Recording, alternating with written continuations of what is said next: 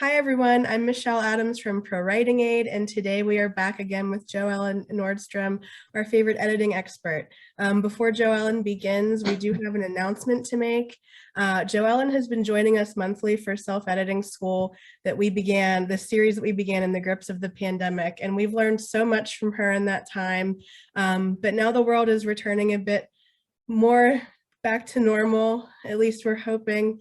We've decided to slow down our webinars, and everyone is a little zoomed out at this point, unfortunately. And next month's session will be our last of the self-editing school series.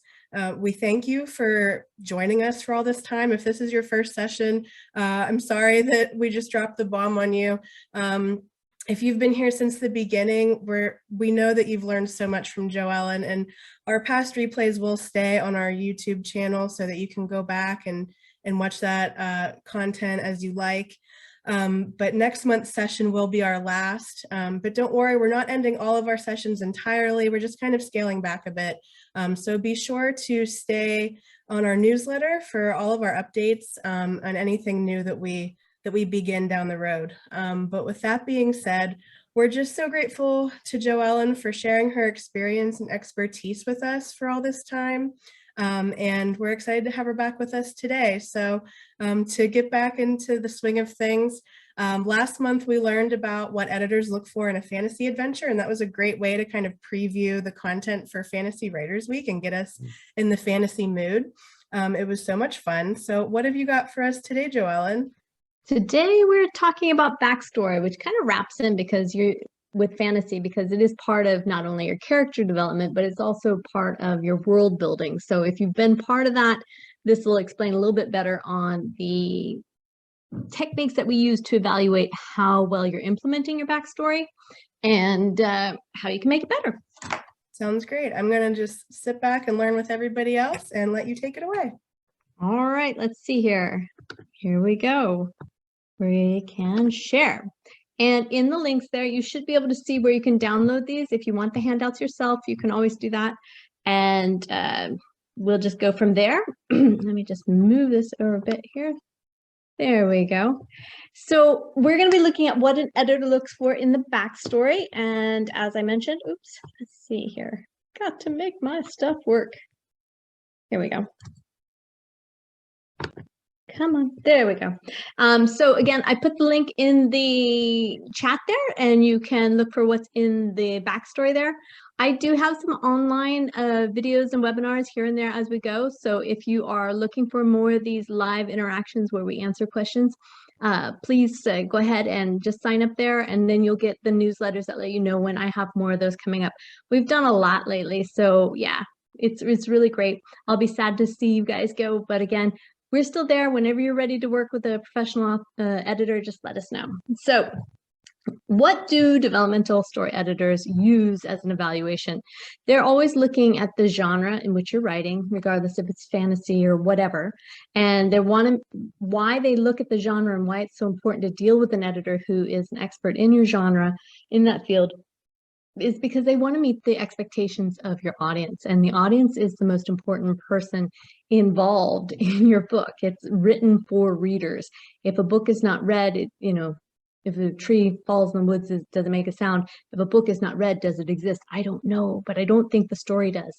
So it's really important that we write always with the idea of how to engage our audience and keep them engaged and reading and page turning and asking for more from us as authors. So we want to make sure that you're creating a relationship between them and you, but more importantly, between your characters and your readers, because that's who they care about. That's what they want to do. They want to follow that adventure, get involved, and be with your protagonist. And are you fulfilling your promises as an author? That means everything from the genre in which you write, the blurb which you share, the book cover, all of those different things really are a promise. The marketing, the advertising, whatever they expect from you needs to be delivered. And the more you can convey that to your editor, the more they can ensure that it's done correctly. So when you're dealing with the developmental editor, I'm just going to put these up here. These are the things that we require for all of our editors to deliver to each client in terms of what they should expect for a developmental edit from a certified story coach. And these are the areas that we go through to evaluate. So we're looking at the story arc and 5 key scenes, which we will cover in depth today because backstory really interweaves explicitly with that, and it's very important that it's done well. You also have the word count for each scenes and just making sure that you have the correct pacing, that all balances out not only between the scenes but also the chapters and for the protagonists and your main characters, so it all makes sense. And again, making it balanced, keeping it all in alignment there. And we use a story elements list that we've talked about many times, and if you want that, pop over to our website or drop me an email. We're glad to send you the checklist that we use so you can do it yourself and prepare before you deal with an editor. And of course, the summary letter, which is super, super, super important. And you should expect this from any developmental edit, that, you know, the editor should tell you what you do well and what you need to change and why, so that you can learn from yourself, because this is a long process. And in the process, you'll become a better editor and writer. And it's very important that you continue along with that. So the backstory is super important because it's creating realism and depth. And realism and depth is so important. You have to have the audience, your readers, buying into your story, buying into your world, buying into your characters, whatever it is, to really believe and follow, and at no point thinking, and it may not be even a conscious disconnect, but it can be a subconscious disconnect. And that's why you deal with editors who come in and go through this. So I'm going to show you today what we do as editors and what we're looking at and what we recommend to do and to avoid, so that you can also implement this yourself. Or if you find questions that you're unsure about, you can always talk to your editor and find out how to better improve that. So realism depth would be based upon your characters. You know, how believable are they? Are they, you know, do they have depth? Do they have a background? Do they have a backstory that we're talking about today? And how did their personality evolve? What does it come from? Is it childhood trauma? Is it experiences? Is it genetic? What may have contributed to this?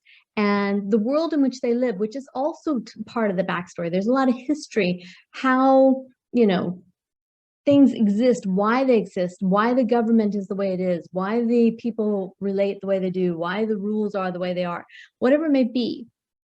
And of course, any unique situations or scenes, which I just kind of like to put that catch-all there for within each book, so that you can take a look, because there will be different scenes, and you want to make sure whatever you're proposing, and you're allowed to write whatever you want, really, if you can support it within the realm that you've created.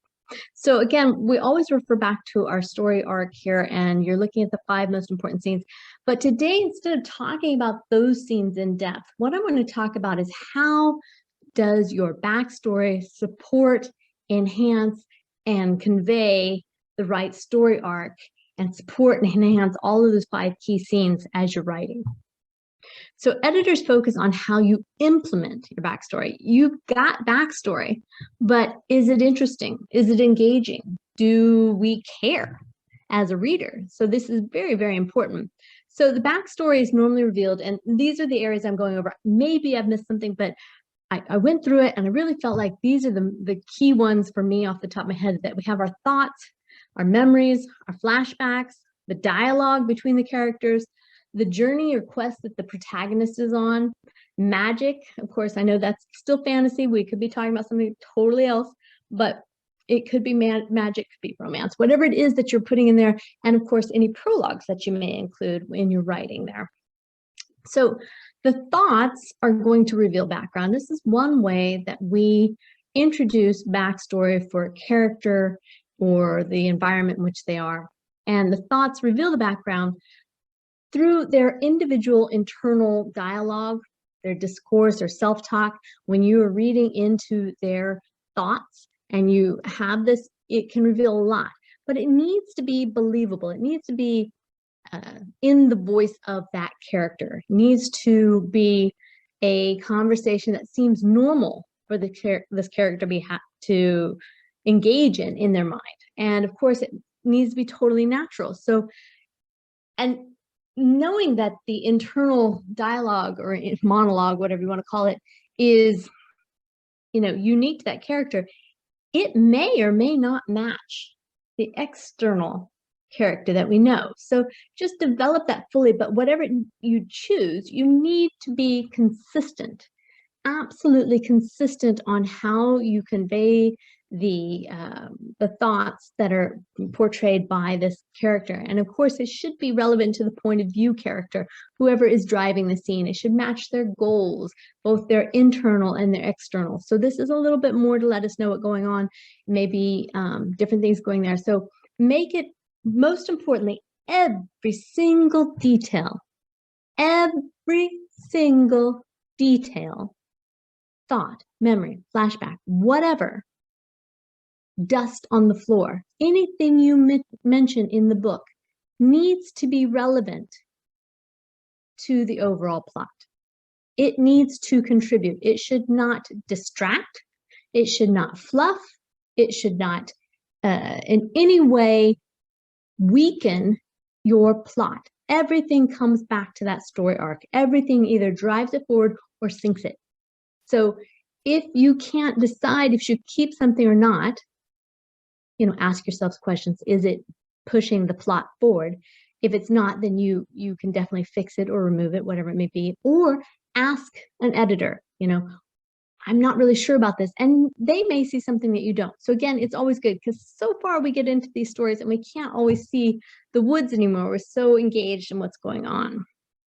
So as we're going through this, we also talk about what to avoid. So on this particular one, I'm putting out the advice here. Avoid writing, again, irrelevant or sudden details that feel unnatural to your character. It must feel like the character that you've been building. And of course, at the beginning of the book, it's a little bit harder, but as you develop that, it should be, you should be building an interaction and engagement with your readers who like, trust, are rooting for this person or vice versa, whatever it may be. So and then also I want to mention that here, if you're writing in third person, you want to avoid the head hopping by clearly maintaining the main character's point of view throughout the scene. Because when you're writing in another way, you know where the perspective is coming from. But when you're describing it, you need to make sure that it's very obvious that you're maintaining whose thoughts you're revealing, so that there's nothing confusing there. And that's a general rule, head hopping is confusing. So make sure that we have that. Just a little thing to think about when you're going through the thoughts of your characters. The second one I want to talk about is that memories give us insight. So the memories that somebody has, we're not going to know their memories until they're relevant, until they're necessary, until they contribute to the story, the plot. Again, we're contributing to the plot. So the memories give insight by giving a fragmented reveal. You're not going to give the full memory, especially we have what's emotional memories. Something happens, post-traumatic stress disorder.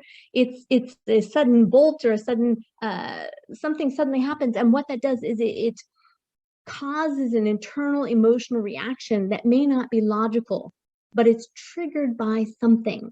So again, it may be just a fragment, but as you do this again and again, as these episodes happen, as you have these memories, you want to build on them and place them at the appropriate place and the appropriate time in relativity to the overall story arc. And you want to allude to the details sparingly as necessary.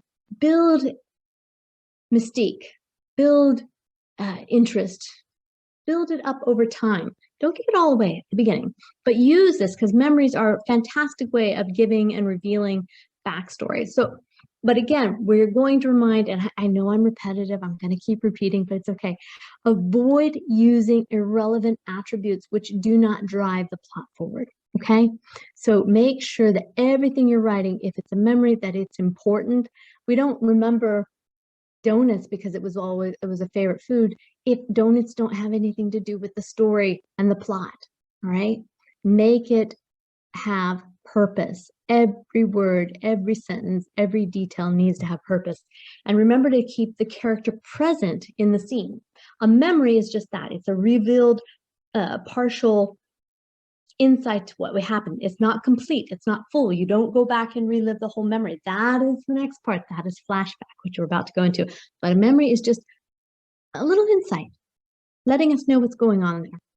So flashbacks, of course, this is one I love to use, but it has to be done right. It has to be used and implemented in a way that really is smooth and it's very common to need help with flashbacks. So they create a lot of depth, and flashbacks are living the scene from the past. You actually take them out of the current scene and you transpose them back. You take them to another part, and this scene, this flashback, is key and is part of and separate and total of itself into the plot.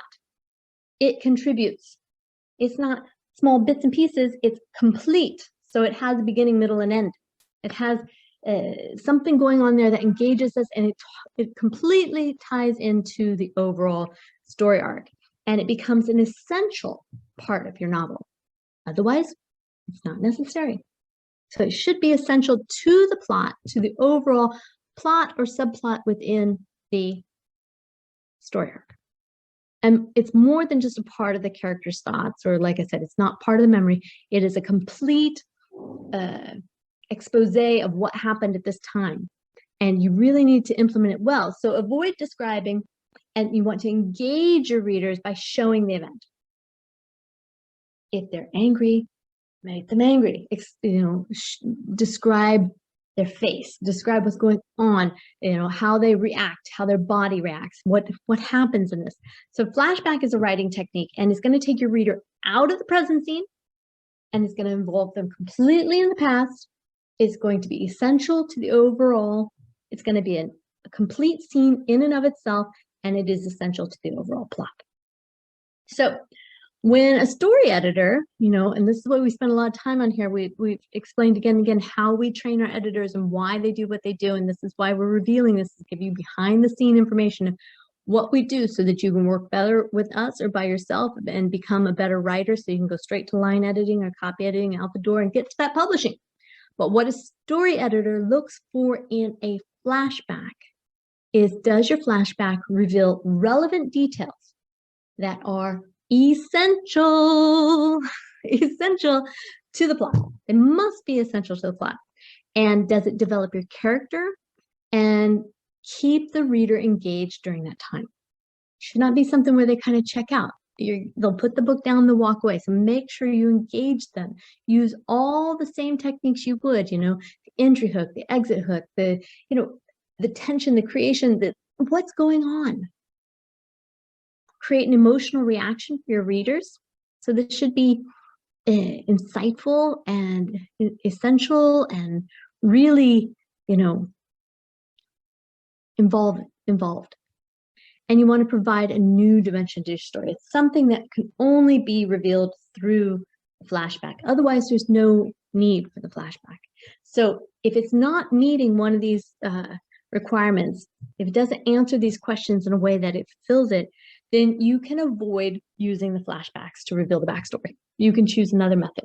So this is a good little checklist to, does it reveal relevant details? Are they essential to the plot? Does it develop your character? Does it keep your reader engaged? Does it create an emotional reaction? And does it provide a new dimension for your story? It should say yes to one, more, or all of those. And that means that you've got a very strong flashback there and you can keep using it. And you're doing it well. That would be good. So dialogue, the dialogue that we have between our characters. Now, this answers questions about what is in the background. What's the backstory? And it should be, you want to answer the backstory questions through an engaging conversation that seems normal, that seems appropriate for these characters.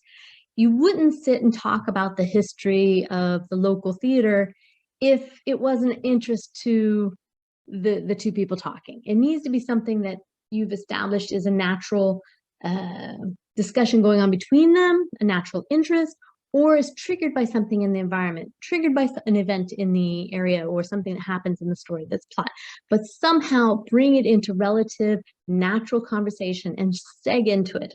So it needs to happen between your characters and natural seg into the dialogue. So the dialogue, it can be triggered, as I said, object or an event, and it creates the current scene. And you want to use it to provide insights. Now, the insights that I keep referring to are you have the point of view character. What is driving there? What is their external goal that we know about? And with the backstory, this is more of a reveal of what is their internal goals. Why do they do what they do? What drives them? What do they want? How did they get this way? What makes, if it's not the character and we're looking at the backstory of the world, why did it evolve this way? What was the history that made things be the way it is?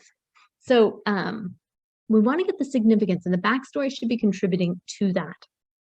So avoid describing the emotions. You want to show us, don't tell us. And so show the reactions to the scene and the conversation, build some tension, keep the mystery, keep it interesting, do all these fun things. And again, this is what the editor is looking at when each of these, if we were just going through the backstory, this was good information, but it could be better by fill in the blank. So quests or journeys, those also drive the story, because that is why we're there. We're either to achieve a certain goal or obtain certain knowledge. These are quite what drives a lot of our characters and our protagonists. So we need to look at it from that perspective. So backstory is providing insight into their external and their internal goals. Again, very, very important. Every protagonist, every character that's involved in every scene needs to be contributing to the scene. Otherwise, that character should not be in the scene, or that scene should not be in the book. So the backstory that we're creating for these characters inside of each scene is contributing their external and internal goals. And it's revealing part of that, why it is. It gives them depth, it gives them personality. We all have baggage, we're all bringing it around the world with us. What is it? Why do we understand this person? What makes them human or interesting to us? And the quest that they're doing that is it developing a more engaging story.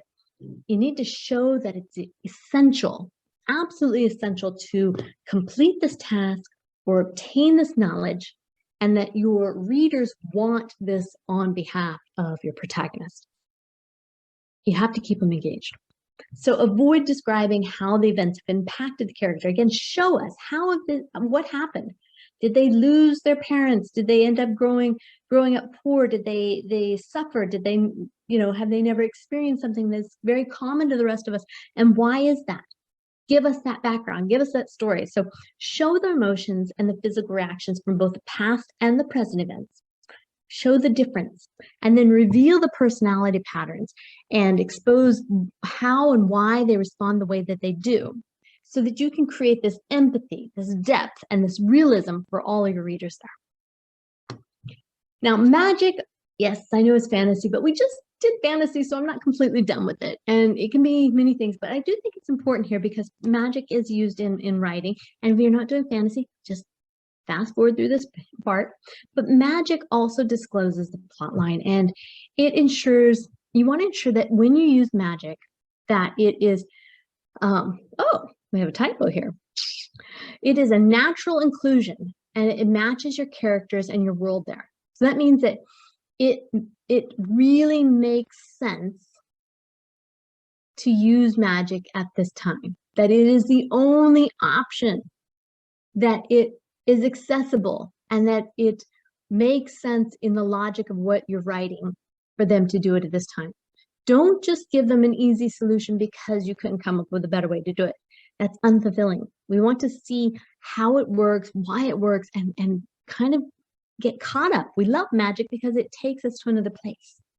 And in fantasy, you quite often have the visions from the past. You have, they're revealing the story in the book, and that's this really great way to explore the elements of backstory. And of course, J.K. Rowling does a great use of this in Harry Potter. So avoid the simple solutions which don't fit the environment. Don't the bibbidi bobbidi boo. Oh, now we're done. Go on. Boring. And magic has to be logical to the world in which you're writing. Now, prologue. Prologue is, again, the introduction, which sets up a lot of backstory and reveals quite a bit that is necessary. So it may make it easier for you to simply tell them.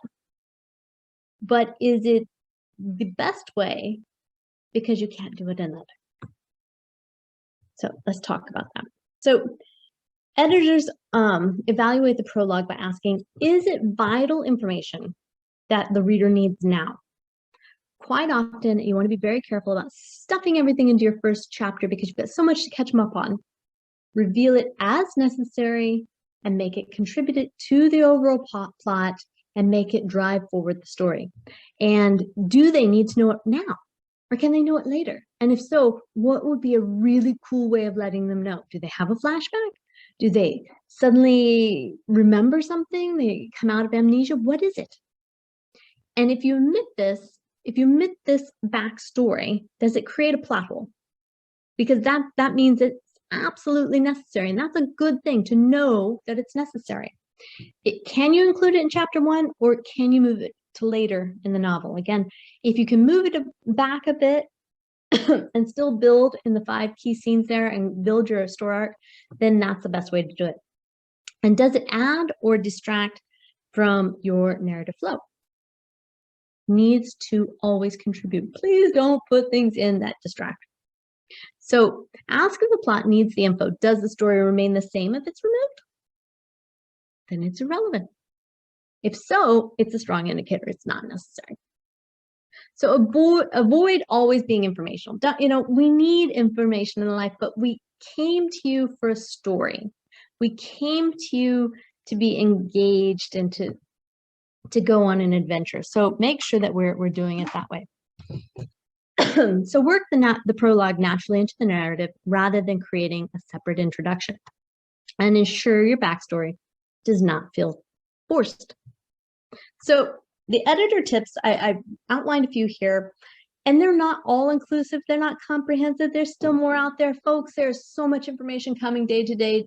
But what I've done is try to put together some basics there to kind of help you better self-evaluate from the eyes and the background of our editors and how they look at a story when they're doing a developmental edit. That means it's from the high level. They're making sure that the story has all the necessary elements to drive it forward and create that strong story arc. So you want to use timelines. Timelines are super important. You're creating characters, you're creating worlds, and you need this timeline helps tie it all together. The best authors have written entire backgrounds, entire histories for every single character, both the primary characters and the secondary characters. And by having this, it ties all of the events back together, all of their emotions. Why would they react this way? Why would they not react that way? And there's a lot of great tools out there. There's fantastic tools out there. Writers helping writers. I encourage you, go check them out. How to write, in-depth characters with how they are affected psychologically by the events that happen to them in their world, in their life. And it's very, very good. So the life events, all the relationships they've been in, the relationships not just, emotionally, in a romantic way, but all of the emotional bonds they have with the parents, their siblings, and their friends, and anything that may have influenced them in life. These are important. If it had an impact, you need to understand what happened, why, and what that has done. What is the scar? What is the damage? What is it? How did it encourage them? How did it put them where they are today? Their emotions, again, there's some fantastic world building and character building thesaurus is out there. I encourage you to go check them out and build on this. It will help you so much. And it just makes it easier. And of course, you've got it all in one section. So you really can create the world that you're thinking of, and you're going to use this in the future. So do the research now. So it has to make logical and emotional sense to your readers based upon the information that you have created from the timeline of that character or that world. So keep your timelines. They're going to be really, really handy when you're doing any additional series. You're building on your characters. Your fans are going to ask for this. So it's very, very important. And of course, you want to use any unused backstories. You don't have to tell them all the backstory. Save that for the next book. And you'll have that reference there. And it all makes sense to your fans who are following on and on. So again, these timelines, they really are so essential to backstory, which is what we're talking about today. So omit any distractions or fluff, which is going to weaken your plot. If it's not driving the story forward, it should not be here and now. If it's necessary, look at your plot, weave it together. This really is a woven process that you should be able to see that as the backstory, where it fits into each scene and where those scenes fit into the overall plot and how they contribute and support and upraise that. So, and focus always on the main plot points first. So you're going to introduce relevant alliances and conflicts, all these different things to create the conflict and the resolution that you need in your regular story, but they're going to add to your characters' experiences and they're going to support that plot. Again, I know I'm repetitive, but it's just important to keep this at the front, always at the front of where we're going here. So, and realism is always super necessary here, because you have to have characters that people believe, that they want to get involved with, and people relate to others. They may have had that same experience. They may understand. They have the same background. They come from the same. If you meet somebody from the same hometown, you have similar experiences that just naturally make you empathetic with that person. You know what they're referring to. You know why they see the world through the eyes that they do. So you need to keep your characters believable, and you need to let it reveal their baggage that's there, and engage your readers again and again. You just want to keep it real for them, always. And you want to draw inspiration from real life, empathy. That's what you're developing here, characters that your readers love. Otherwise, there's no point in having them. So please make sure that you create the characters with the intent of letting people love or hate them. Everyone loves a good villain, so don't forget them either. Show the emotions, show us the emotions, reveal their past through tangible details that we can see, that we understand. Don't tell us they're furious. Their hands gripped and they were, the jaw was clenched. That's fury. Show the events and the reactions rather than telling the facts. And again, give us insight without info dumping. We don't need the details, we need the benefits. We need to understand why they're responding, why they're reacting, why they feel the way that they do.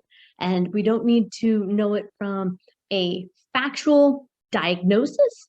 We need to understand it from how it's impacting the world around them, how it makes them feel, how we feel for them by the way that you've written it.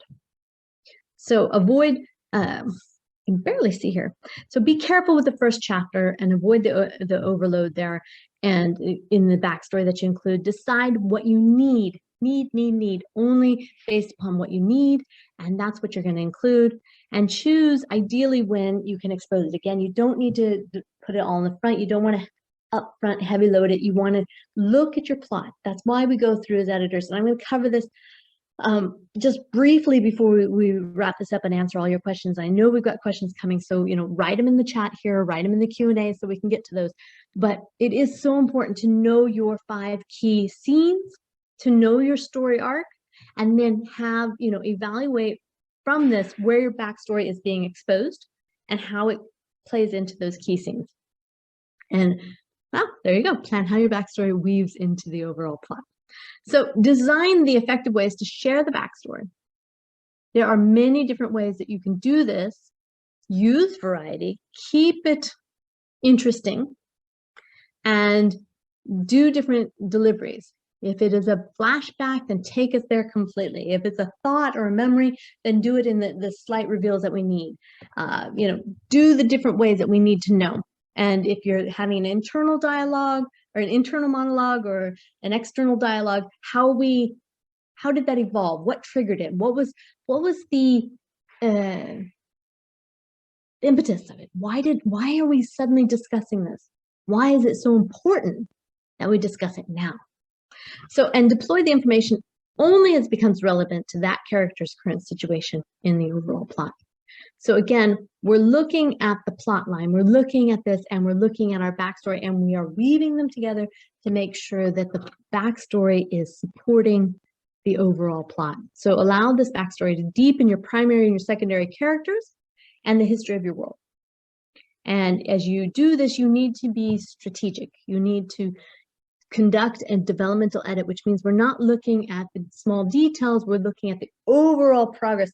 How are you building up to the tension, and how is your resolution coming there, and how are you revealing all these small things about your characters or your world that makes it so important, and make sure that they're strategically revealing the backstory as necessary, and it moves the plot forward and it doesn't weigh us down. And connect your reader always with the characters, because that is why we are doing this.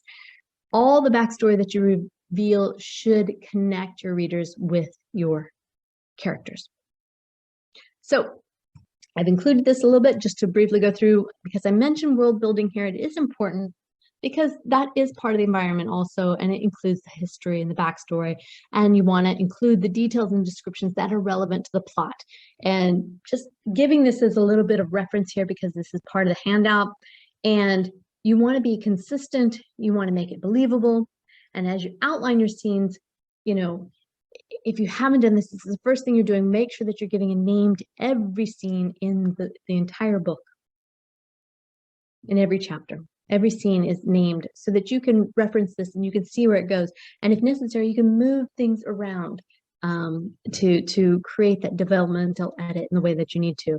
And use the scene names as a table of contents for the plot, and evaluate the scene as part of the plot. So when you're weaving in the backstory strategically, you can see where this reveal is necessary and how you're going to do it. And it will make it so much more exciting to see how it works there.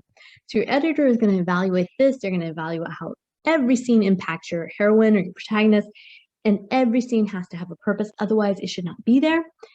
They use word count. This is one of the techniques that we use. So we're looking at the word count to make sure that if you have a very long or a very short scene that is different from the standard of your other scenes in the book, that there's a reason. If it's really short or if it's really long, it's because it's necessary for the events and for the information and the engagement that we're creating in that specific scene. And if it's not necessary, then we'll point it out and we'll fix it. So everything needs to be there for a reason. It's just like a movie, nothing extraneous, and you want to know what's going to happen there. So don't add things that are irrelevant, because it just becomes confusing. So outline your story arc to keep your readers engaged. And are you following the form? The form being the inciting incident, plot point 1, the middle, plot point 2, the climax, and the resolution there. So focus on the adventure of the plot, the overall story. The backstory is very important, but it needs to support the overall plot as it goes forward. And you're going to include your inciting incident, and this leads to plot point 1. And this is where your hero's adventure begins. I'm just covering this. I know many of us here already know this, but it's always good to review the basics, because sometimes a little bell goes off and, you know, you've got this golden nugget of information. If you walk away with one golden nugget today, it's all worth your time. So inciting incident is where the world changes. It just will never be the same. A significant change in the world has happened. And from this point, you move into plot point 1. And this is where basically they're headed on this path, and now it just turns. And it leads to a totally different path. And it's normally about 25% into your story. So figuring out, knowing where your plot point 1 is, allows you to say, okay, what backstory needs to be revealed before this happens?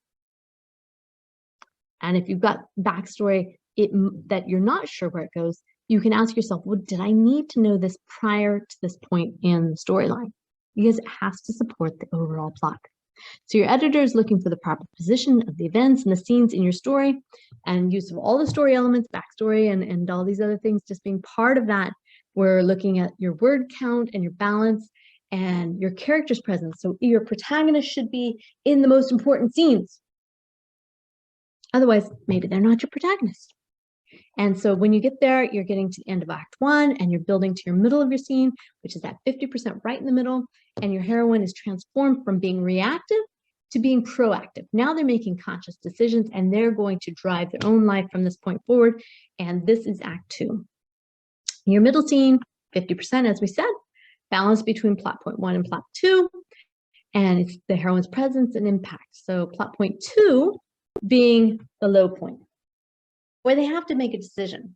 And it doesn't necessarily have to be obvious. It can be whichever way it is, but they have to become determined to win, or they will lose everything. It's the point of no return. It's this point of, you know, real excitement on the reader's behalf. And of course, it builds up to our climax, which is the ultimate conflict, which determines the fate of our heroine.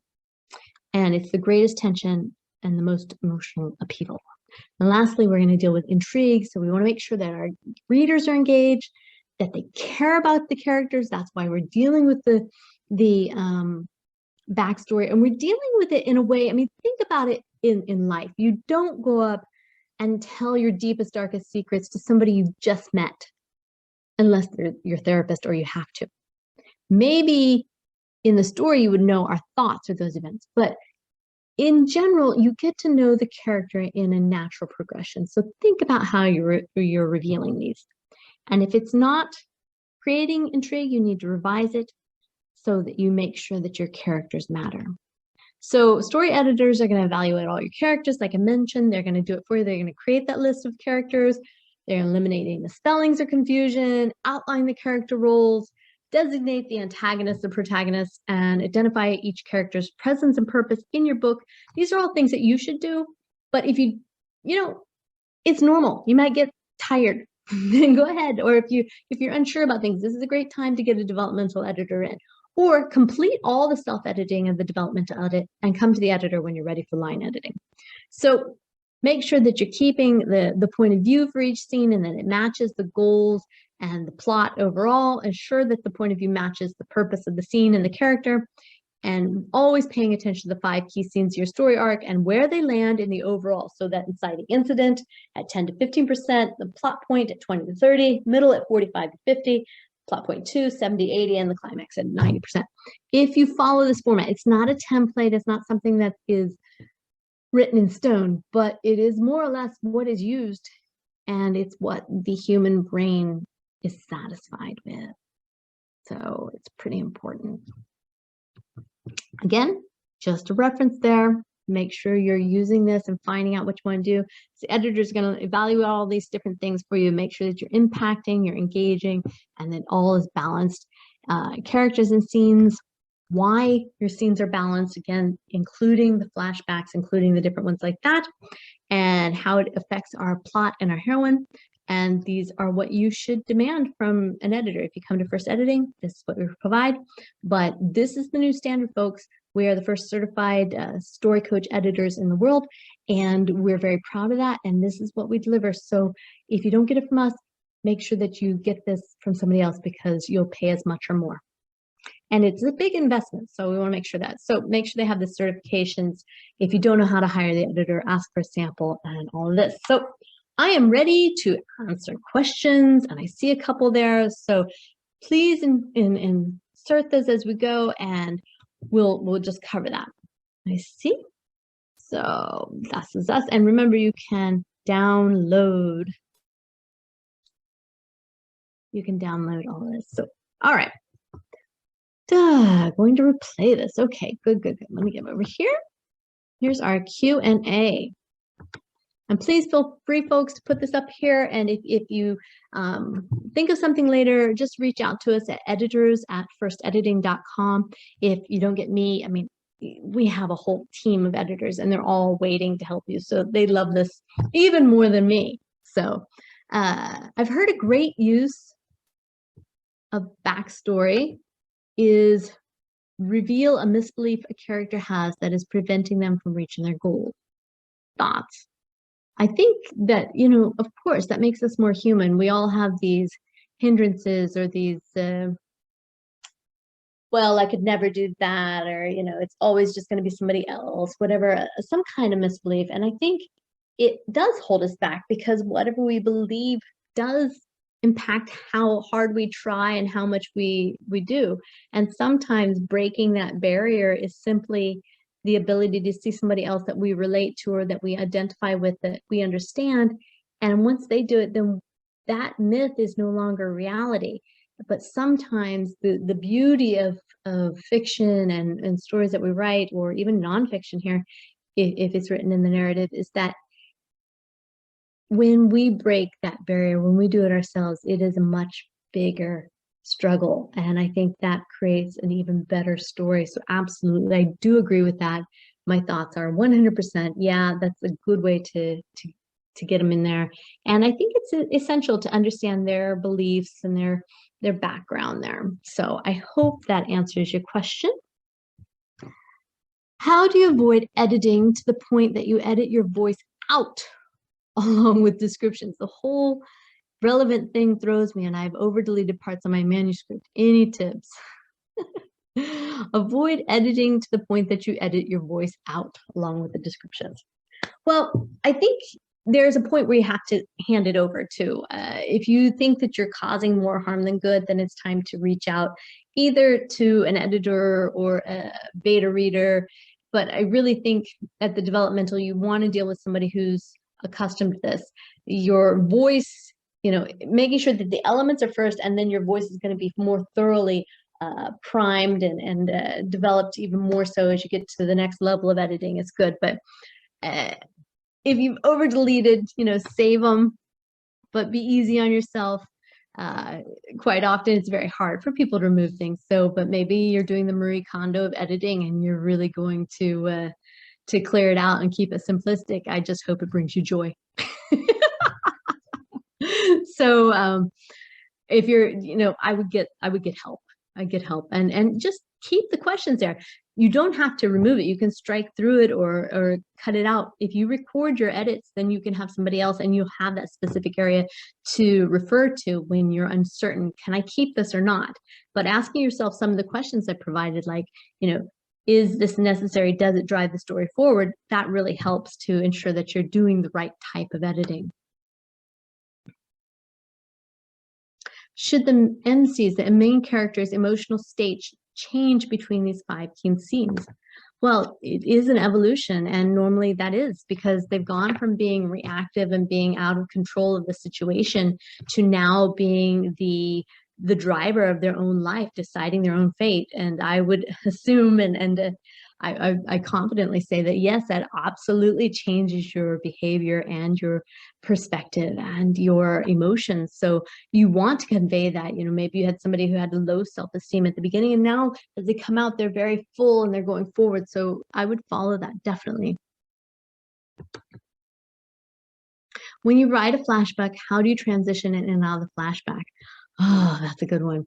You need to make sure that you're doing an entry hook and an exit hook in a way that makes sense. You need to have something that triggers it. You need to have a way to step back in, and you need to have clear, anytime you anchor your scene, which is what you're doing here, you're moving from one scene to the next, you need to anchor it, which is going to be, the location, the space, and the time. You need to set that really within the first sentence. So by, having a trigger and having a clear entry into the flashback and having a clear exit out of the flashback, and that being said, that exit enters you back into where you were prior. There's 2 clear locations and time periods that should clear up how you deal with the flashback. Again, if you don't, it's really hard to be specific on things that I can't see, but if you send that into an editor, they'll look at it and they can respond exactly. This flashback I'm doing here, and you can ask, am I, anchoring my scene in a way that makes sense? Is it clear? Have I confused anything? And your editors can deal with that. We're really on time today.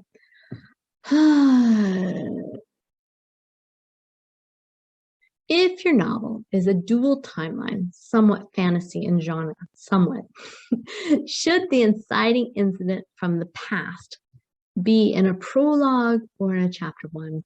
Again, this is something you're going to have a conversation specifically with your editor about your specifics of that book, because I can't see that, so I'm not going to be able to tell you exactly how to do that. But and of course, looks like you've got quite a few things going on at once, so it's definitely there. Let's see. Any other questions? We have people asking again and again about the cost of editing. It can be 1 to 2 cents, 3 cents. I think our developmental edit is around 4 or 5 cents per word. It is the highest level of editing. It comes with a guarantee. It's a real investment, folks, but editing is one of the most important things you'll be doing. That's why you're here at ProWritingAid. You're trying to learn how to do it yourself. And I encourage you to do this because, you know, if you're going to step up and you're going to devote all your time and energy in writing this book, when it's time to take it to the next level, you want to walk the walk and talk the talk with the editor, the person that you're trusting your baby with, to keep it your baby, keeping your voice, as we just talked about, but also making sure that it's professional and that you can proudly either go out and self-publish or approach an agent or a publishing house for that next one. So again, if you have a specific word count or whatever, drop over to First Editing. We give it instant price quotes. We do provide a free sample so we can look at those. And any of these questions you have, please feel free to send those along, specifically with your free samples, so that we can give you a little bit of feedback about that. Next month will be our final self-editing seminar. It has been my pleasure to do this for over a year. I hope that everyone will follow along. First Editing does have a channel on YouTube, so you can follow us there. If video is your thing, then follow us or get on our newsletter, and we'll be glad to let you know when we have things going on. And I'm sure I won't just disappear from ProWritingAid. I hope not. We'll just make sure that I'll be around for all of our upcoming ones. Let's see here. If you do self-editing with ProWritingAid, does that lower the cost of editing? That is a very good question. ProWritingAid helps you with your style, and it helps you with the copy editing, and it helps you learn to become a better editor. So that does lower the cost of editing. I think as you combine this with other tools that are out there, and there's many great tools, it also helps you become a better editor, so you don't need a highest level of editing. So yes, that does save you money. The more tools you do, the stronger writer you are, the less intense it will be on behalf of your editors to have to do those really intense syntax and grammar and spelling and punctuation. So absolutely use the tools available. We use them as editors to make sure nothing is missed, and that should help lower the cost of editing. It will take time, and just be aware of that. It's like going to the gym, guys. You don't run the marathon the first time. It just doesn't happen. My daughter keeps telling me, you know, but I should be. No, nobody does it the first time. It's okay. It's okay. Hope that answers your question there. Any other ones, let us know. And again, you can drop it down to us at editors@firstediting.com. Please load down the handout. Pop over, say hi anytime, and I'll see you next month. Hi, Michelle, you're back. I hope everything went well. Thank you so much. That was great. Thank you, everyone, for being such an attentive and engaged audience. We really appreciate you being here with us today, and we'll see you next month for our final session. So thanks again, JoEllen. The replay will be up on YouTube within 24 hours, so you can always catch it again if you missed anything. Thank you so much. We'll see you again next month. Take care. Bye, Bye-bye. everybody. I wish you well.